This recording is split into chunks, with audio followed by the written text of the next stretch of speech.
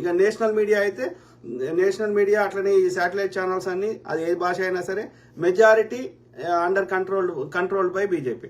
లేకపోతే వాళ్ళ యొక్క ఏమంటారు సభ్యత్వాన్ని వాళ్ళ యొక్క పర్మిషన్ రద్దు చేసే అవకాశాలు కూడా ఉన్నాయి. ఇంక్లూడింగ్ బీబీసీ న్యూస్ ఛానల్ కూడా వాళ్ళ పర్మిషన్ రద్దు చేయడానికి గతంలో ప్రయత్నం ఏం లేదు. ఈడీని పంపిస్తారు, ఐటీ డిపార్ట్మెంట్ పంపిస్తారు. ఆ క్రమంలో శాటిలైట్ ఛానల్స్ అన్ని ఓకే దాదాపు అన్ని భారతదేశంలోనే అన్ని controlled by BJP IT cell and BJP.